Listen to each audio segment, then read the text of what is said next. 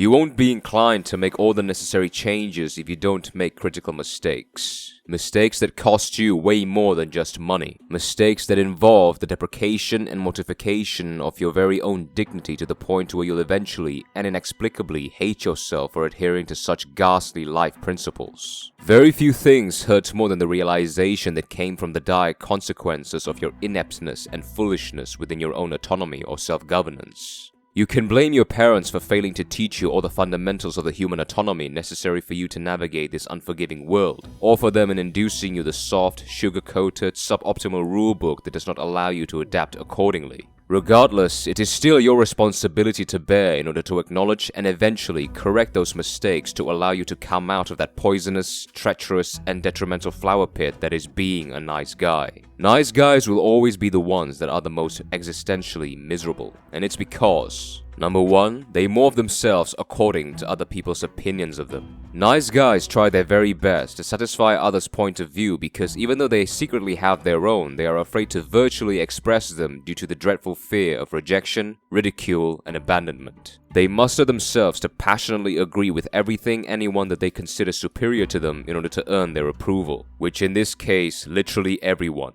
They have no confidence in their own self-esteem and solely depend on people's assessment of them to feel like so. They can't commit to anything, they stand for nothing, and will continuously jump from ideals to ideals depending on what the majority side upon. They are fickle, inconsistent, and have absolutely no integrity to impose themselves with. And people can sense or notice this very easily due to their overly timid, agreeable, and irresolute demeanor, making them untrustworthy, dishonorable, and easy prey for people to take advantage upon due to their lack of or even complete absence of personal boundaries. And speaking of taking advantage of people, number 2, nice guys believe people-pleasing will get them genuinely reciprocated with respect, admiration, and intimacy. Their own internal acknowledgement of their lack or absence of value and their vivid desperation to feel belonged, acknowledged, and appreciated within a community compels them to sacrifice their self-respect or dignity to lick other people's asses, suck other people's cocks, clean other people's feet, wash other people's dishes, and wipe other people's floors, often when they are absolutely and utterly unnecessary and uncalled for, just for the sole purpose to receive some pleasant reward to make them feel cherished or admired. They have little or nothing to offer to the table, that is why they resort to going so far out of their ways to beg for rewards. Please, can I have some change, sir? I'll wash your windows for it even though it's already cleaned. Nice guys are what people inadvertently identify as quote-unquote expendably exploitable. And this is just how people naturally respond towards those individuals who have no self-respect and displaying worthless behaviors of disposable utilitarianism. What they're doing is not charitable generosity, it's deceptive covetousness that sadly is very noticeable. Number 3, they hate confrontation and will try their worst to avoid or disregard them, either through indirectly, reluctantly, and disingenuously making amends and/or through drama queen-inspired passive-aggressive behaviors. The main reasons why they avoid confrontation is because firstly, they are absolutely incapable to properly handle and dignify confrontation as they lack the necessary social and interpersonal skills. And secondly, the more common reason, they are afraid of being exposed of their own shortcomings or malicious intent, so they avoid confrontations to hopefully draw negative attention away from themselves. In simpler words, if any person genuinely and sincerely did not commit any malevolent conducts or intentions, he or she would not feel hesitant or fearful in confrontations or call-outs. Nice guys are always vividly worried and agitative in confrontations, and coupled that with their fickle-minded mentality makes them even more untrustworthy, unreliable, and worse, not worthy of anyone's respect or time, because they can't even bring themselves into honest and sincere admission or deliberately prove their own statements. Number 4, they believe they always deserve the best for being quote-unquote who they are.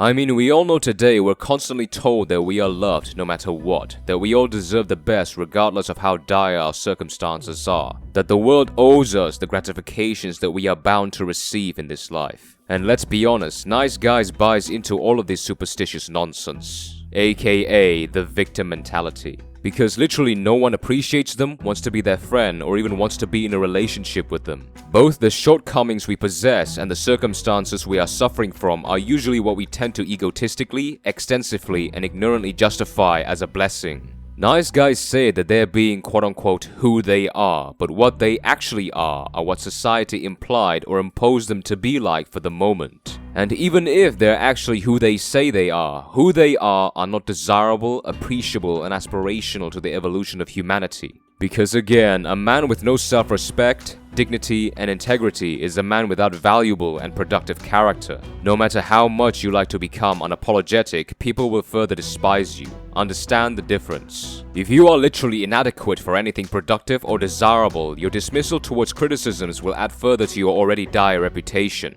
And finally, one that is rarely mentioned but still very noticeable. They believe constant disrespect will eventually be overturned through endless self-pity. When all else fails for the nice guys to get their much desired respect and approval from people, they resort to their ultimate weapon, crying like a little bitch. When nodding heads, licking ass, and pointing fingers all leads to nothing, the only thing that they can do is to induce or provoke any available sympathy from other people, self-deprecating themselves into an oblivion mess to desperately request a social petition to receive a voluntarily reluctant praise, hug, kiss, or if they're very lucky, a blowjob from an absurdly overweight 304. And as kindly as I want to say this, in the end, everything will be futile for them if they refuse to make a change, as the only thing that they will receive after all those monumental efforts are two pleasant words to their faces. Fuck off. Nice guys feel that through doing the quote-unquote right things, they will get rightfully rewarded. While in reality, their idea of the quote-unquote right things come from an insincere, insecure, and let's be honest, complete lack of genuine intentions. So basically, they're betraying their own righteous moral compass. The sad thing is, like I said, everybody can easily see through this. And I know I sound very harsh so far, and it's because I intended to, in order to wake them up from their miserable existence. Because no matter how many times they try to deny it, they themselves know that what they're doing is not serving them well. Thank you for watching.